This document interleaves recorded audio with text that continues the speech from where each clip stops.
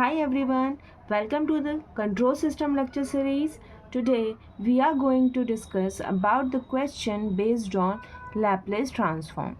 So last lecture में मैंने आपको होमवर्क क्वेश्चन दिए थे जो कि 2 क्वेश्चंस थे. आई होप आप लोगों ने ट्राई किया होगा. तो देन फर्स्ट हम इन दोनों क्वेश्चन को सॉल्व करेंगे, देन हम आगे प्रोसीड करेंगे. सो फर्स्ट क्वेश्चन क्या था हमारे पास, x T is equals to E raise to the power minus 3t u minus T.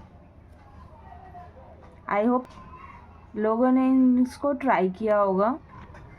सो यहाँ पे हम क्या करेंगे, यहाँ पे हम फॉर्मूला लिखेंगे. पहले एक्स एक्स का फॉर्मूला क्या होता है, minus infinity to infinity X T E raise to the power minus S T D T.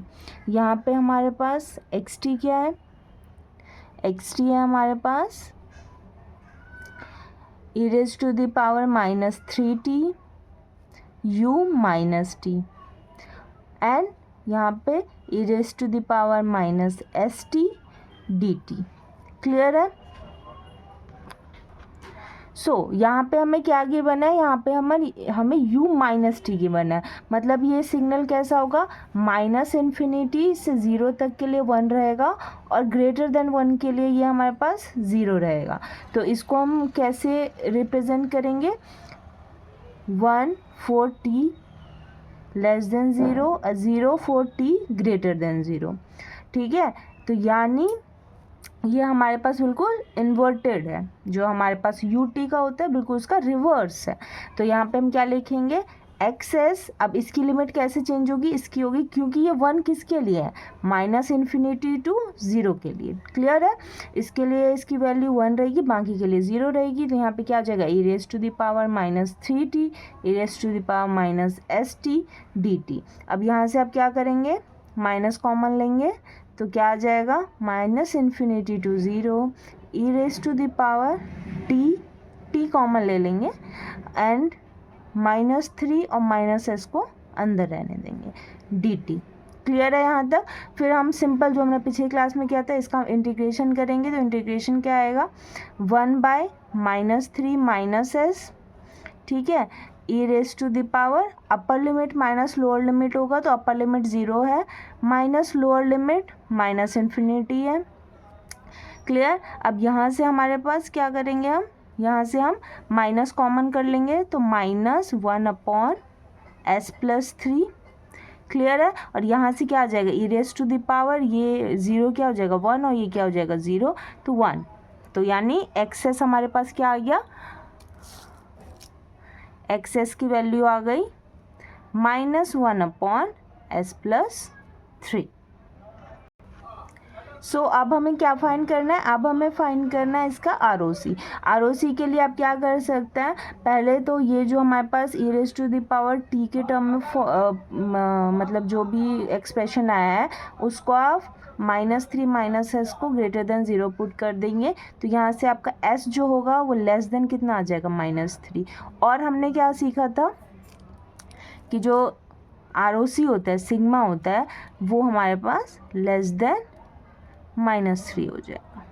कैसे, क्योंकि हमने देखा था कि ग्रेटर देन इसका पॉजिटिव पार्ट आएगा. तो अगर हम अपोजिट करेंगे तो sigma is less then minus 3. Clear है. और जब भी यू माइनस टी होता है तो उसमें लेस देन आता है. सो आई होप आपको ये क्वेश्चन क्लियर होगा जहाँ पे हमारे पास जो e raise to the power minus 3t था एक्स टी, उसका हमारे पास एक्सेस कितना है, minus 1 upon S plus 3. Clear. Now अब हम मूव करते हैं अपने नेक्स्ट क्वेश्चन की तरफ. तो नेक्स्ट क्वेश्चन में हमारे पास एक्स टी क्या गिवन है, एक्स टी हमारे पास ई raise to the power minus 3t u minus 2t plus 4. यहाँ पे भी हम क्या करेंगे, एक्सेस का फॉर्मूला लिखेंगे. एक्सेस क्या होता है, minus infinity to infinity X T E raise to the power minus S T. ठीक है, यू टी. क्लियर. अब एक्स टी की वैल्यू आप यहाँ पे पुट करेंगे, क्या आएगा, minus infinity to infinity E raise to the power minus 3t u minus 2t plus 4 E raise to the power minus S T D T. ना अब हम लिमिट को चेंज करेंगे, तो इस टर्म के लिए हमारे पास t की वैल्यू 2 आ जाएगी, तो ये लिमिट कहाँ से कहाँ तक हो जाएगा, -∞ to 2 e raise to the power -3t e raise to the power -st dt। अब हम सेम प्रोसीजर करेंगे यहाँ पे भी जो हमने पिछले क्वेश्चन में किया। यहाँ पे -∞ to 2 e raise to the power t -3 -s dt। यहाँ पे हमने t कॉमन कर लिया। अब इसका जो हमारे पास लैप्लेस ट्रांसफॉर्म होगा वो हम लिखेंगे -3 -s, ठीक है, e raise to the power upper limit minus lower limit होगा, तो यहाँ पे क्या हो जाएगा, अपर लिमिट 2 मल्टीप्लाई होगा -3 -s के साथ minus e raise to the power ∞। Clear है। तो यहाँ से हमारे पास क्या आ जाएगा, ये तो हमारे पास 0 हो जाएगा, तो इसका कोई मतलब नहीं है। यहाँ से हमारे पास क्या बचा, यहाँ से हम पहले माइनस कॉमन ले लेंगे, तो यहाँ पे बचा -3 + s या s+3 e raise to the power 2 -3 -s, तो ये 0 हो गया। तो यहाँ पे हमारे पास जो एक्सप्रेशन आ गया एक्सेस का वो कितना आ गया, -e raise to the power, ये 2 अंदर मल्टीप्लाई होगा, -6 - 2s अपॉन s+3। क्लियर है। और इसको आप क्या लिख सकते हैं, -e raise to the power -2s+3 upon s+3। इसके लिए हमारे पास ROC क्या हो जाएगी, हमारा जो सिग्मा होगा वो लेस देन -3 होगा। क्लियर है। क्लियर है, क्योंकि यहाँ पे भी t हमारे पास जो था, t हमारे पास रिवर्स था, और यहाँ पे हमारे पास s+3 है, तो sigma is less then -3। Clear है। सो आई होप आपको ये दोनों क्वेश्चन ही क्लियर हो गया होगा। हमारा मेन एम था कि हमें यहाँ से xt से, जो हमारा xt गिवन है, वहाँ से x of t xs of t हमें फाइंड आउट करना था, मतलब टाइम डोमेन से फ्रीक्वेंसी डोमेन में एनालिसिस को लेके जाना था। क्लियर है। नाउ अब हम डिस्कस करते हैं कुछ स्टैंडर्ड लैप्लेस ट्रांसफॉर्म जो हमारे लिए इम्पोर्टेंट है।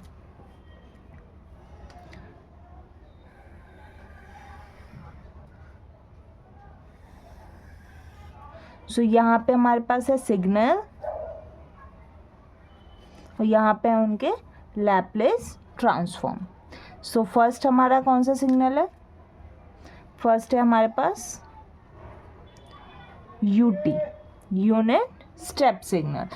UT का लैप्लेस ट्रांसफॉर्म क्या होता है, 1/s, ठीक है, sigma greater than 0। Second U of -t का क्या होता है, -1/s। थर्ड हमारे पास है del t, यानी इम्पल्स फंक्शन।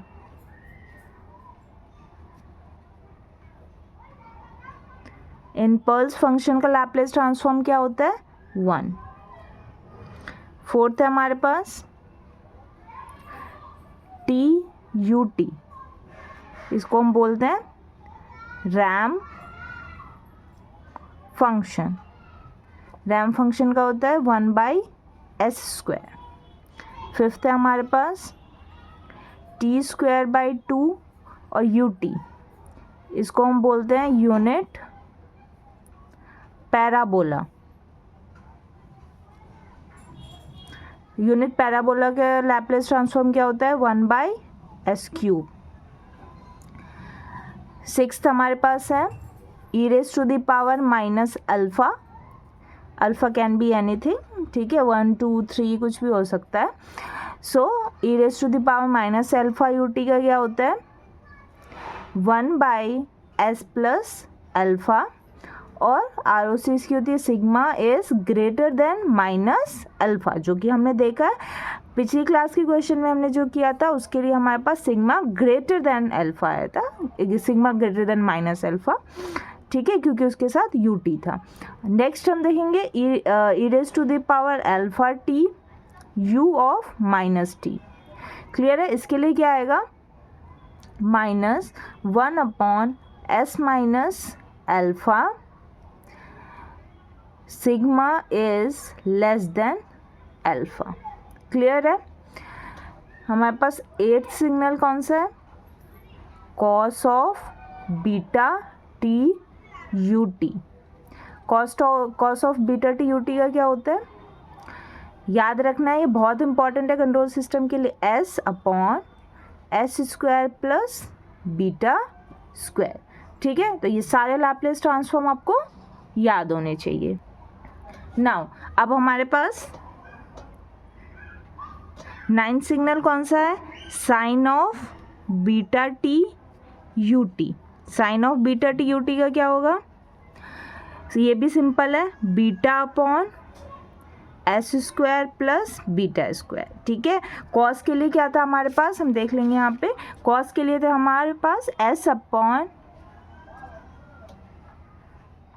सो एस, यहाँ पे कॉस का हमने क्या देखा? हमने देखा कॉस का हमारे पास है S upon S square plus beta square. और यहाँ पे साइन के लिए हमारे पास क्या है? साइन के लिए हमारे पास beta upon S square plus beta square. ना अब मूव करते हैं 10th की तरफ। सो हमारा 10th सिग्नल कौन सा है? E raise to the power minus alpha t अगर हम लगा दें कॉस ऑफ बीटा टी के साथ एंड यू टी। ठीक है, तो ये हमारे पास क्या हो जाएगा? यहाँ पे हमारे पास आ जाएगा एस प्लस अल्फ़ा, क्योंकि e raise to the power alpha है, एस प्लस अल्फ़ा का whole square plus beta square. ठीक है, 11th है हमारे पास। अगर हम e raise to the power minus alpha t sine of beta T U t कर दें तो क्या होगा? ये beta upon S plus alpha का whole square plus beta square. Clear है यहाँ तक?